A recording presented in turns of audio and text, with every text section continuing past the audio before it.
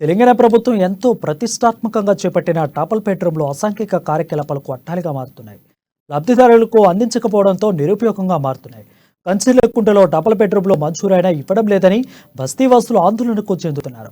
దీనిపై మరింత సమాచారం మా వరంగల్ ప్రతినిధి స్వామి అందిస్తారు. తెలంగాణలో నిరుపేద కుటుంబాలకు చెందిన తెలంగాణ రాష్ట్రంలో పేద ప్రజలకు కలల సహకారాన్ని తీర్చేందుకు డబుల్ బెడ్రూమ్ పథకాన్ని ప్రతిష్టాత్మకంగా చేసింది తెలంగాణ రాష్ట్ర ప్రభుత్వం.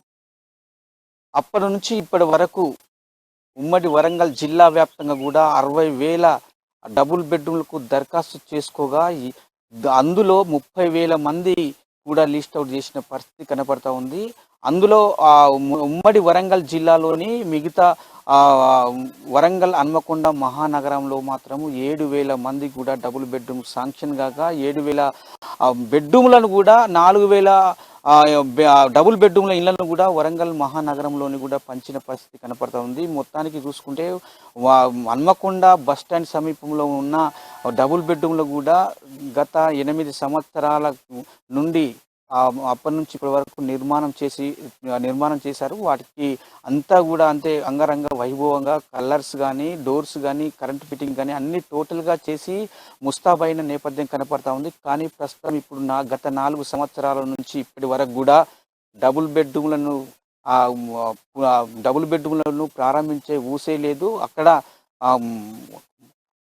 అక్కడ కూడా మొత్తము కుంటలోని అంటే కంజర్ల కుంటలోని కూడా అక్కడ చేసుకున్న నిరుపేదలకు కూడా ఇక్కడ హన్మకొండ బస్టాండ్ సమీపంలో ఉన్న 2,000 మందికి కూడా ఇక్కడ డబుల్ బెడ్రూమ్ నిర్మించారు. కానీ అప్పటి నుంచి ఇప్పటి వరకు కూడా 4 సంవత్సరాలు నిర్మించి అక్కడనే మొత్తము కిటికీలు కూడా తలుపులు కూడా పాడైన నేపథ్యం కనపడతా ఉంది. ఇక్కడ మన విజువల్స్లో చూస్తున్నాం. ఇక్కడ మొత్తానికి 4 సంవత్సరాల క్రితం నిర్మించిన అంటే కంజర్ల కుంట గుడిసెవాసులు కూడా ఇక్కడ నిర్మించారు. అప్పటి నుంచి ఇప్పటి వరకు కూడా మొత్తం కంచె శ్రేణుల్లో మొత్తం వేసినట్టు కూడా కంచెల ముళ్ళ పొదలతోని కూడా ఇక్కడ మొత్తం నిర్వీర్యం అయిపోతున్నా కూడా డబుల్ బెడ్రూమ్లు ఉన్నాయి. ఇక్కడ ఇండ్లకు వేసిన తాళాలు కూడా కిటికీలు కూడా స్థితిల వ్యవస్థలో ఉన్నాయి. ఇక్కడ అసాంఘిక కార్యక్రమాలు కూడా జరుగుతూ ఉన్నాయి. ఇక్కడ మొత్తం చూసుకోవచ్చు. ఇక్కడ అంటే రోడ్లకు కూడా సీసీ రోడ్లు వేసినప్పుడు కూడా వాటికి మొత్తము అంటే చుట్టుప్రక్కల కూడా సీసీ రోడ్లు మొత్తము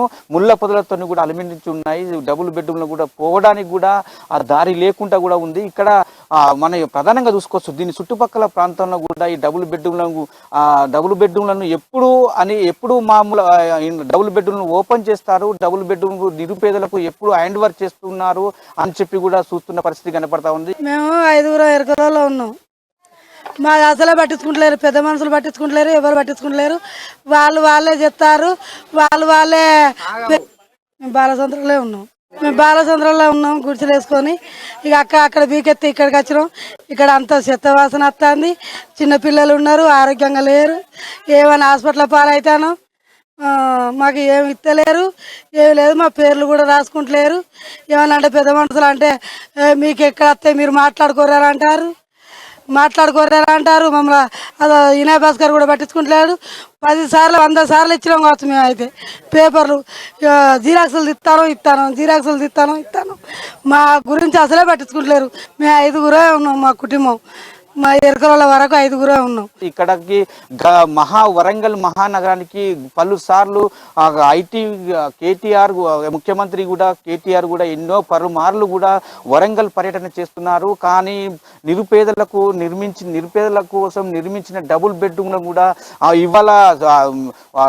ఇవాళ కూడా వాటి ఊసే లేకుండా పోయింది. డబుల్ బెడ్రూమ్లు మరి ఇప్పుడైనా ప్రారంభిస్తారా, లేక డబుల్ బెడ్రూమ్లకు నిరుపేదలకు కూడా లిస్ట్ ప్రకారం కూడా హ్యాండ్ వర్క్ చేస్తారని కూడా చూస్తున్న పరిస్థితి కనపడతా ఉన్నది. ఇక్కడ మొత్తానికి చూసుకోవచ్చు. ఇవాళ సాయంత్రము 3 గంటలకు కూడా కేటీఆర్ పర్యటన కూడా నేపథ్యం కనపడతా ఉంది. చుట్టుపక్కలనే గుడిసెవాసులు ఉన్నారు. అంటే ఆ గుడిసెవాసులు కూడా ఎప్పుడు ఇస్తారు డబుల్ బెడ్రూమ్లు, ఎప్పుడు కూడా మేము అంటే వాన వస్తే కూడా మా వేసుకున్న పరదాలు గుడిసెలు కూడా జలమయమైపోతున్నాయి.